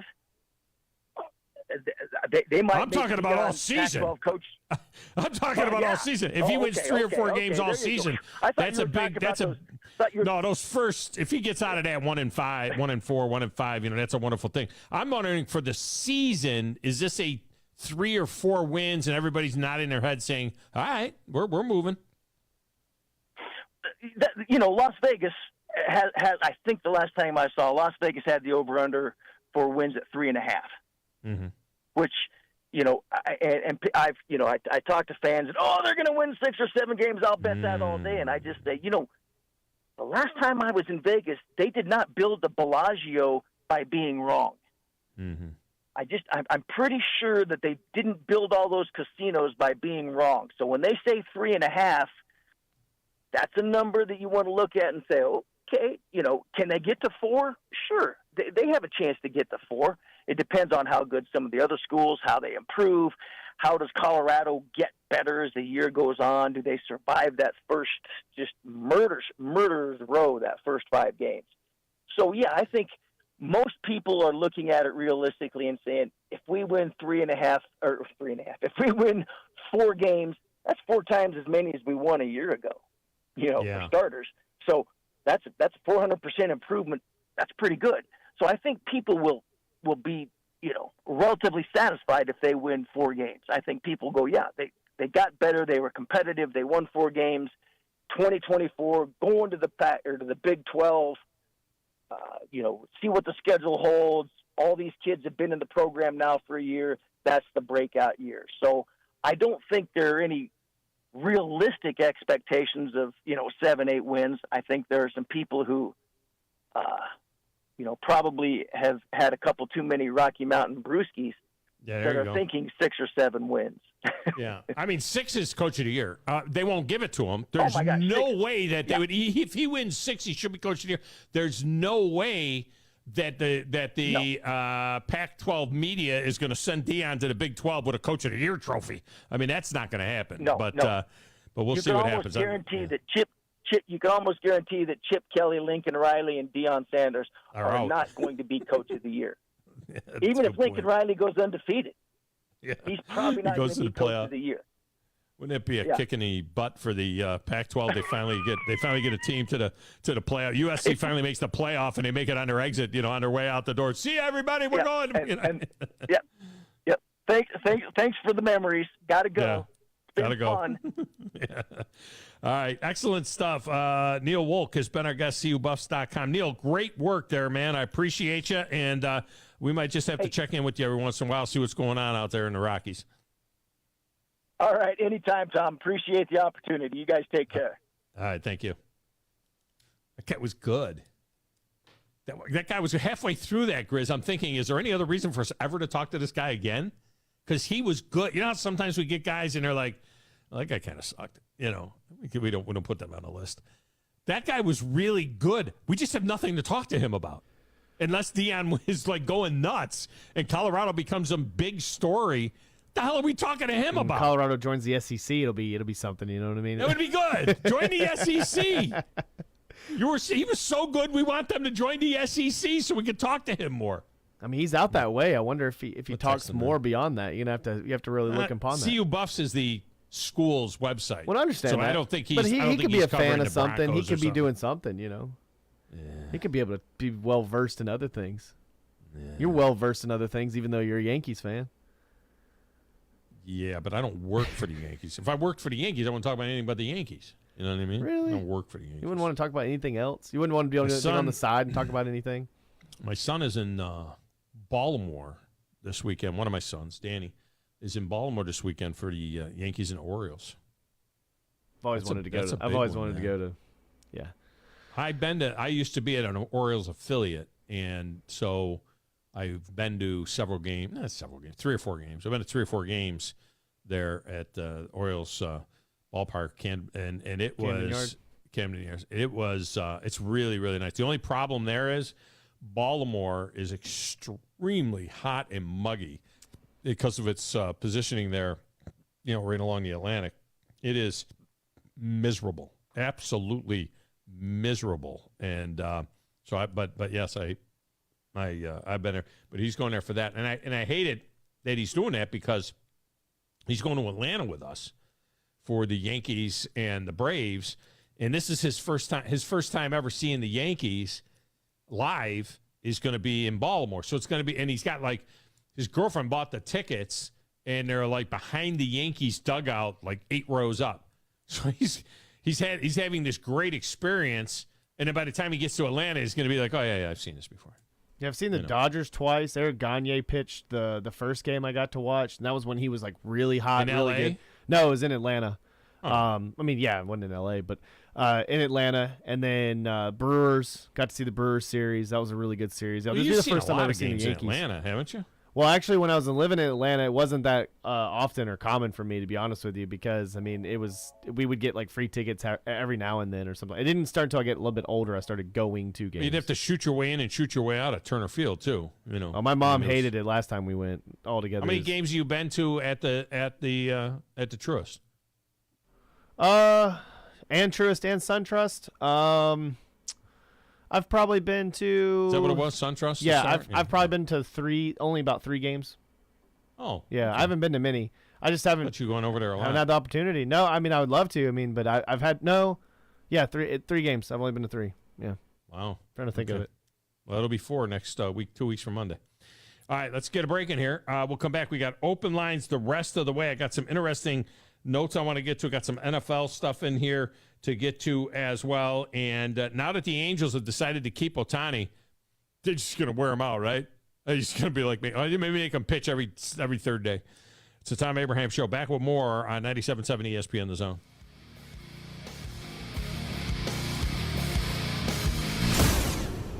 Great food and the best live entertainment is what it's all about at the Furniture Factory Bar and Grill. Head to downtown Huntsville every Tuesday for karaoke on the only outdoor karaoke stage in North Alabama. Thursday night is the Valley's longest running and biggest bike night. Food and drink specials, giveaways, and live music on the patio. And the Furniture Factory menu is fully loaded with options from steaks to salads, plus a whole lot more. Featuring a weekday happy hour that starts at 3. 619 Meridian Street, downtown Huntsville, and online at FurnitureFactoryBarGrill.com. Are you in the market for a recreational vehicle? Do you want to get out and see more of this beautiful country? Well, imagine hearing the laughter of your little ones enjoying gooey s'mores by a cozy campfire and making lasting memories with your friends and family from the comfort of a new camper. We can make your dreams come true at Hall's RV. With over 15 years in the camping business, we know how to get our customers into the perfect camper. We have several models and floor plans here for you to choose from, both new and used. We're family owned and operated with fantastic deals and great service. Everyone wants to work with people they can trust, so come on down to Hall's RV and get the deal of a lifetime. We'll treat you right and get you on the road in the camper of your dreams. Visit us on Highway 431 in Albertville. Hall's RVs, where we sell fun. Or see us on the web at www.hallsrvsales.com. At Bad Daddy's Burger Bar, people call the award-winning burgers totally insane, which is a compliment because Bad Daddy's Burgers are just that, chef-inspired expressions of pure burger amazingness built with premium Angus beef. They're bold and they're bad. Pair one with one of their signature cocktails or assortment of local craft brews. Bad Daddy's Burger Bar, 2317 Memorial Parkway. Check out our menu and even order online at BadDaddy'sBurgerBar.com. The kitchen is the heart of any home. It's where the family gathers. It's where kids discover old recipes and make them their own. Just starting out or just now getting started on the dream kitchen you've always wanted? I'm Chris Haygood, and from all of us here at Bob Wallace Appliance to the home builders and the homeowners of the Huntsville area, a heartfelt thank you for buying local. We're in Huntsville, Florence, and Coleman, and online at BobWallaceAppliance.com. The Huntsville Sports Commission is responsible for bringing high-level sports entertainment to the Rocket City. In 2023, enjoy events like the CCSA Beach Volleyball Championships, Hometown Lenders Championship, UCI Paracycling Road World Cup, and so much more. To learn more about upcoming events and the Huntsville Sports Commission, visit HuntsvilleSports.com. The Huntsville Sports Commission. We do sports. Ann Adams with Berkshire Hathaway Rise Real Estate is the one name to know if you're buying or selling real estate. With years of local experience, Ann Adams offers buyers in-depth knowledge of the local housing market and will narrow available properties down to those you'll be interested in so you can save time when shopping for your new home. If you're ready to sell, Ann offers a seamless process using accurate pricing and expert negotiation skills to make sure you get a fair price for your home. Call Ann Adams today at 256-337-2625 or log on bhhsriserealestate.com. Tom Luganbill here for my friends at Woody Anderson Ford. Bobby White and his team take great pride in their service department, and you can see it the moment you walk into those beautiful new service lanes. And just like a championship team, they all work together to make sure your experience is second to none, whether you drive a Ford or not. Also, check out the gold certified pre-owned inventory at Woody Anderson Ford for great deals every day. Stop by and see them at Jordan and Sparkman or at Woody Anderson of Madison on Hughes Road, or visit WoodyAndersonFord.com. Isn't the story of the prodigal son an amazing story? Basically, a rowdy boy who literally wished his father dead, ran away, and consumed his wealth with hard and fast living. Yet the father looked for his return every day, and when the boy got tired of eating pig slop, he decided to return. What did the father do? As soon as he saw that boy, he ran to him, threw his arms around him, and killed the fatted calf for a great celebration. Hey, I'm John Dees, pastor of the Cross Point Church. If you're looking for a church home, come see us, smack dab across the street from the YMCA in Madison. From the Fox 54 Weather Center, I'm Chief Meteorologist Jordan Dressman. A mostly to partly sunny sky this afternoon. Temperatures climbing into the mid and upper 90s. Heat indices anywhere between 104 and 106 degrees. We could get an isolated shower across North Alabama, southern Middle Tennessee. Most of us going to end up staying dry. We drop into the low and mid 70s as we head into the overnight, early into your Saturday morning. Much the same for Saturday afternoon. A mostly sunny sky. Temperatures climbing into the mid and upper 90s. Heat indices anywhere between 104 and 106, with an isolated shower not being completely ruled out. I'm Chief Meteorologist Jordan Dressman on your home for ESPN Radio, 97.7 ESPN The Zone. Everything you need is just a click away. I should up sometimes, silly. Okay, almost everything. Come on, I'll tell you a fortune. Log on today, 977ESPN.com. 977 ESPN, The Zone. Hey, I'm doing great. When I wake up in the morning and somebody gives me a chance to be on with the big dog, that's a pretty good day.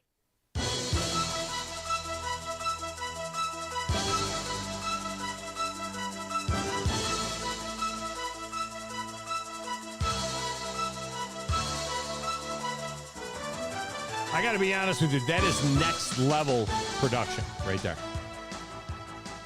And I'm not just blowing smoke up your ass, because I've had a lot of producers over the years, syndicated and otherwise. That's next level production, Grizz. It's pretty easy when you get the hang of it after a while. You know what I mean? When you could just lay back and kind of like, there's been times where I just sit here and try to really just pick Steve's brain and pick other like radio stations' brains that do liners or do types of things where even just being able to clip a little bit of stuff and throwing it back up, again, it's I appreciate it. It's really fun to be able to kind of like play around. I like playing around with this kind of stuff. But the ability to do it and doing it are two different things. Yeah, exactly. You know what I mean, the technology is to the point where, and that's like what Dan Patrick Show does, and that's what there was. I did some shows in Atlanta at 680 The Fan back in the day, and now they had 5 guys on the other side of the glass. I know Chuck will play like a little bit of a segment like to open up something, like maybe like someone's response to something, and then they'll play their opener or something. But it's not Chuck doing it; it's the producer doing it. Right, you know right. Chuck's just sitting there. But when I was doing the shows in Atlanta, it was me and Perry Laurentino on in the studio side of things, and there were 5 people on the other side of the glass. I mean, there was call screener and producer and the director and somebody's cutting up highlights and a research guy. That's another thing. So they were all in that other side over there, and that's what they did. They brought us back every single segment. They brought us back with a clip from not only either earlier in the show or like what you just did from the last segment. The problem is that when you're doing what you're doing, which is answering the phone and making sure the spot's there, and calling a guest and doing all of it, it makes it more difficult when it's one dude doing it. Oh yeah, without a doubt. You can really tell. I like being able to handle the stream part and do the production part as well, because when you're able to kind of like monitor it and watch it, it's a little bit better. It's like kind of like when we were at Media Day and I was kind of walking around. I didn't feel like I was the big dog a little bit, but I was walking around acting like the big dog because I wanted to make sure everything was right, everything was working when it came to stream and everything like that. Everything was getting recorded, even after it, making sure that if you want to be able to get every single clip of every little interview of your specific school in the Madison County area, we have it on our SoundCloud page. You'll be able to listen to it, stuff like that, just to be able to kind of make sure that everything is just, fine-tuned machine. Yeah, well, it's a good job by you. All right, phone lines are open, so make him work doing that. All right, let's see if he can answer a phone while he's talking to me. So if you want to get in, 256-576-4977. I quipped, Grizz. I just quipped that now that the Angels have decided to keep Shohei Ohtani, they're going to swear his ass out. He pitches his first complete game.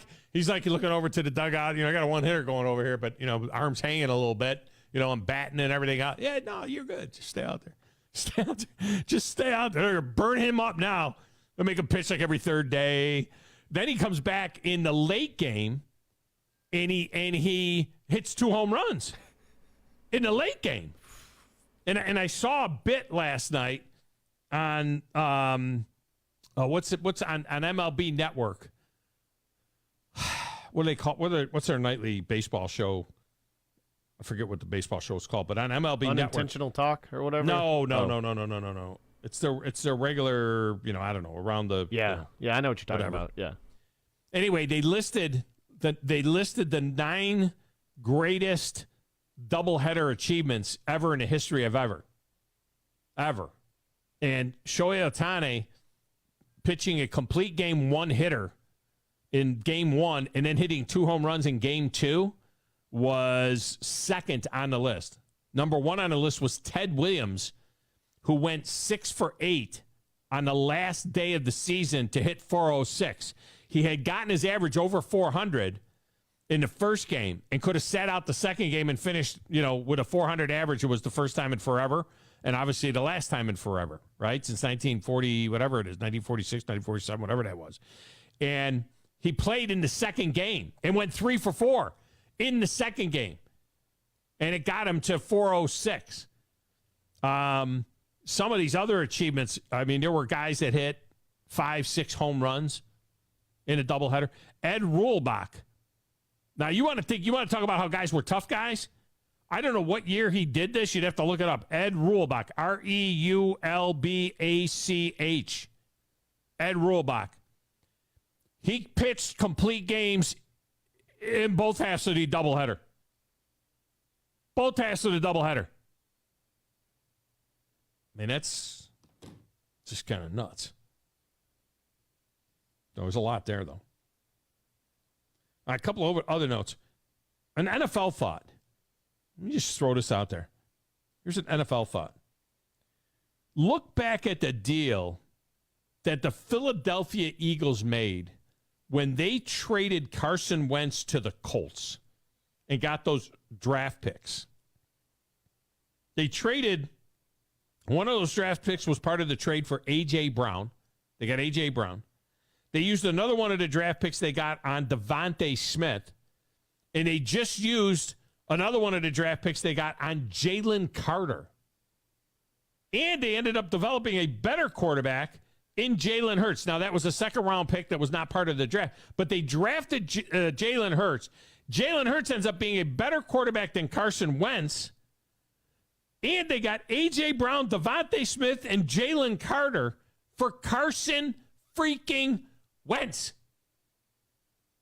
You know who Carson Wentz is playing for now? Nobody. He's a free agent looking to hook on with somebody as a backup quarterback. Who knows? If A.J. McCarron retires, he might be the quarterback of the St. Louis, whatever, Battlehawks, the XFL next year. Carson Wentz. What do they call the NFL? Not for long? You wonder why the owners don't want to do guaranteed contracts. Think about that for a minute. That dude got a big contract. It wasn't all guaranteed, but he got a big, big contract. Deshaun Watson's contract's fully guaranteed at $232 million. Patrick Mahomes' contract is $450 million, but only $67 million was guaranteed. Would you feel better guaranteeing Patrick Mahomes than Deshaun Watson? I mean, Deshaun Watson needs to have a big bounce back here. He was very ordinary in the last 6 games. The 6 games he started for Cleveland. Now, they went 3-3 in a year that they were 7-10. You know, they went 3-3 with him as a quarterback. But he's got to have a huge year. But you look at this money that's being thrown at quarterbacks. Oh, my gosh. And Carson Wentz is a cautionary tale. Carson Wentz got that huge contract. And he ends up having a couple of big years. Had that big year with the Eagles. But he didn't win the Super Bowl. Nick Foles was their quarterback. He went 11-2, got hurt. Nick Foles took him to the Super Bowl and won it. And then you start thinking, wait a minute. Was it Carson Wentz or was it the team? A.J. Brown, Devontae Smith, and Jalen Carter. And Grizz, the odds are out. The Vegas odds are out on the first coach to get fired in the NFL. Who do you think is the odds-on favorite, Vegas-wise, the first coach to get fired in the NFL this year? McCarthy? Mike McCarthy. Are you do that off the top of your head, or are you looking? No, I swear. I was thinking he's probably right there. See, I think number 2 would be a higher, has more of a shot to get fired. The number 2 coach that is on the hot seat in terms of Vegas saying, you know, who's going to get fired first? Todd Bowles. Yeah. Tampa Bay. See, Yeah. I think that guy's in trouble. Yeah. I think Todd Bowles is in trouble. I mean, he was given the keys, and then it's kind of like the wheels kind of falling off a little bit. I mean, I get it. You can't really do much once you lose a quarterback in Tom Brady, and that defense has kind of underperformed a little bit. Yeah, he got handed a bag of crap, though, Yeah. didn't he? Yeah. Well, he's got Baker Mayfield. See how that works out. Ron Rivera is next. Which at Washington. I would give him like 2 or 3 more years with that project. New owner. Yeah. New owner. Yeah. Right? That's so true. a new owner. That's true. Hopefully a new name. New owner, Red Wolves. is going to want his guy. I don't know if, and Ron Rivera is a very impressive man, so the new owner may love Ron Rivera, but the new owner is going to take a real close look, because if I'm the new owner, if they don't go 9-8, 10-7, I'm thinking about pulling the trigger and get my own guy in there. If they go 6 or 7 wins, clean house. Dennis Allen, yeah, 4th for the Saints. Kevin Stefanski 5th. That surprises me a little bit. Kevin Stefanski in the 5-hole. Of course, there's a lot of new coaches out there. Josh Daniels is 10-1 to be fired first. Already? He's in his second year with the Rat. But I'm seeing projections for the Raiders at like 3-14. I don't know why, but look, all Jimmy Garoppolo does is win. That's all that dude does is win games. Matt Eberflus is next on the list at 14-1, tied with Matt LaFleur of the Packers and Mike Vrabel of the Titans. We're in the middle of the list now. Your guy, Arthur Smith, is at 16-1, along with Brandon Staley and Sean McVay. So those guys are there's about 6 or 7 or 8 guys before them, before you get to those guys. I think it would be a shock if I think Arthur Smith is going to be, I think they're going to be better this year. Oh, yeah. And you can really see it with the way he kind of like handles the media, and kind of he diverts a lot when it comes to questions about obviously Desmond Ridder and everything like that, and how the offense is going to run and all this type of stuff. So it's gonna be fun to see what he can do. Yeah. Let me get Paulie's not still there, is he? Is that today or yesterday? No, he's is that here. today's list? That's the list. Yeah. Paulie's still there? Yeah. Paulie, welcome to the show. How are you, man? That's a good pick. That's my bad, by the way. I would have gone to the calls right off of the thing. That's my bad. I didn't see the call screen. I didn't even see it. I just decided, hey, better look at the call screen. Well, anyway, I don't know if you noticed the injury bug is creeping through the preseason. Bengals, Dolphins, everybody's starting to get the injury bug all of a sudden. Which is crazy because, they have all of these mini camps and all this off-season training and everything else, and yet guys get hurt. I mean, did you see the play that Joe Burrow got hurt on? It was like a 3/4 speed team up drill, and he just jogged through the hole, and the next thing you know, he's pulling up like he got shot from the crowd. Now, they say it's a calf strain. We'll see what that means. I don't think you're going to see it. But look, what did we say yesterday when we had Moulton on?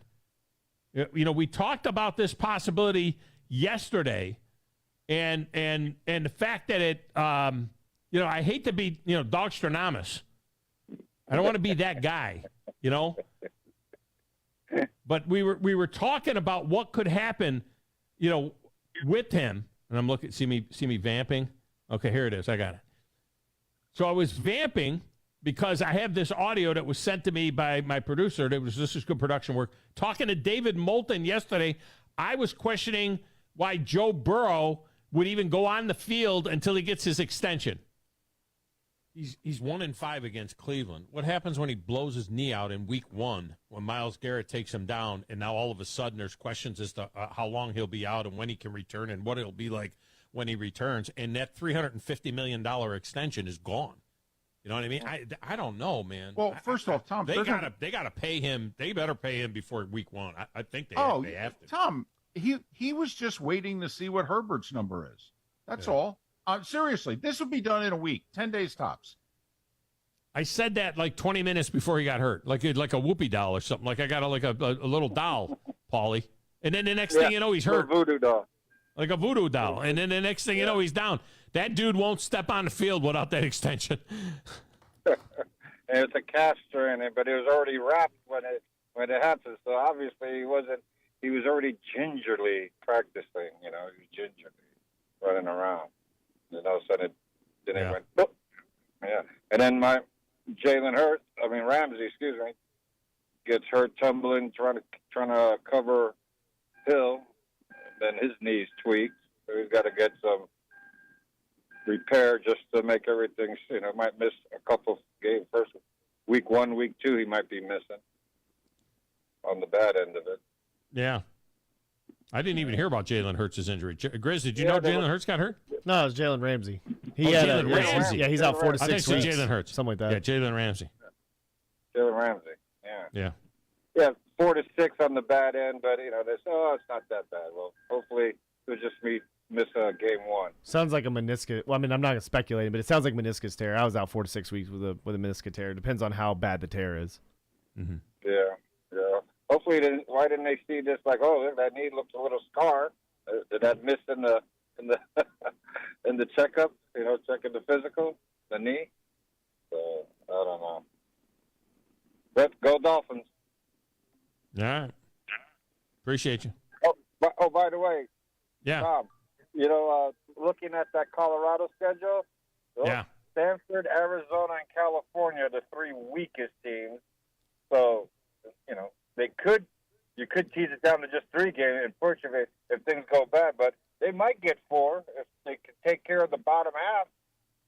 Yeah, that would be over. 3.5 is the back number.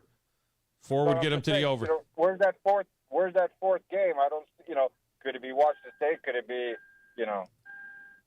They don't really have cupcakes, on their schedule because they're kind of the cupcake. Everybody else's cupcake. I'll talk to you next week. I appreciate you. Let me get Brandon. Brandon, welcome to the show. How are you? Woo, I'm about wore out. We just loaded up 2 86-inch TVs in the back of the truck here at Sam's. Wow, where are you going with those? They had them clearanced. And these are new? Yeah, they're brand new. They had them clearanced here at Sam's. Had them marked down to like $700-something. So wow. I said they will be going with me. My mother-in-law wanted one. She needed one because she's blind. Can't see but about 10 feet. So I saw that carpet that you. I saw that outdoor carpet that you put in. It's a little effeminate looking, if you know what I'm saying. I'm just saying. Oh, it is. I was flipping through it, and it was a clearance from Home Depot for $200. And I bought it to the wife, and she has no idea how much it cost, and she just thinks it's the greatest thing there's ever been. So you got credit, is what you're saying. You got credit for buying something that looks expensive that you only paid $2 for. Yes, exactly. Okay, it's and loving every minute of it. Yeah, got to get a little equity in there every now and then. Yes. Well, I heard you say just a little bit ago that Mark Richt and Paul Johnson are in the College Football Hall of Fame. They are going into They are going into the College Football Hall of Fame this year. Okay. I know this is going to sound ugly. For what?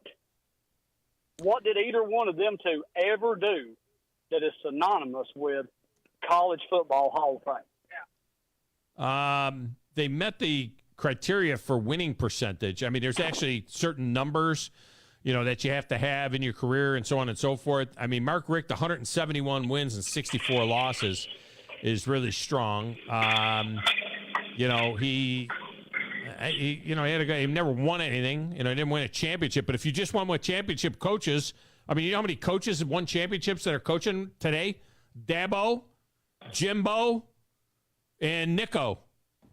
And who else that have actually won championships that are out there, coaching as we speak? Chiswick. Chiz is an assistant, and of course Kirby.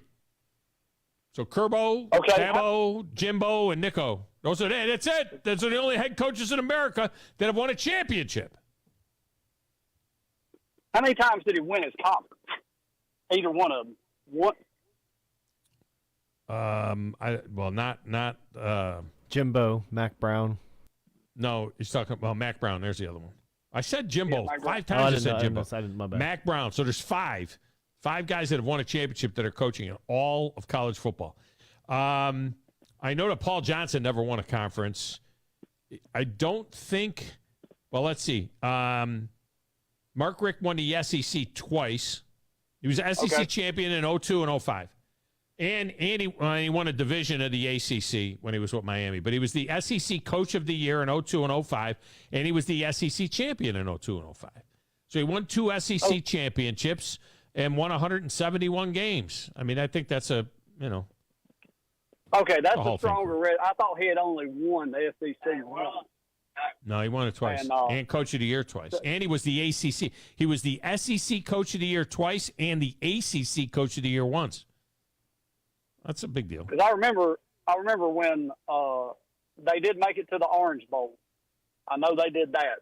But I think Paul Johnson's biggest accomplishment at Georgia Tech was he snuck up and beat Georgia a time or two, and he had a couple of draft picks. And I look at this, and I feel like the bar for the College Football Hall of Fame should be real high. It should be enough to where if you're standing somewhere where college football fans are and somebody says, hey, you think this guy's a Hall of Famer? And your immediate responses are yes and no. It should be that simple. It is for the players. I think it is for the players. It's not as high for the coaches, but a player having to be a first-team All-American, I mean, that eliminates a lot of people. And from a player and coach standpoint, only 0.02% of everybody that's ever strapped on a jock has made it to the Hall of Fame, the College Football Hall of Fame. That's not a lot. So, well, I guess I thought it would be a even tougher cut than that. So, I guess winning 2 SEC championships and twice Coach of the Year is good enough. But with 171 wins, Mike Leach ought to be in there for just being the funniest person to ever step in front of a microphone during a halftime interview. Now, see, there's a lot of push to get Mike Leach into the College Football Hall of Fame. I don't think Mike Leach is a College Football Hall of Fame coach as a coach. Mike Leach is a 7-5, 8-4 kind of coach his whole career. Had a couple of good years here, a couple of good years there. That's it. I agree with that. I'm just saying as a personality. Yeah, he's a Hall of Fame person. Personality. Oh, there's no doubt about it. All right, Brandon, I appreciate you for playing my song. That means we are gonzo out of here. Roll Tide to you, too. We'll get out of here. Make room for Paul Feinbaum coming up next. Have a great weekend. I'm Thom Abraham, back again on Monday on 97.7 ESPN, The Zone.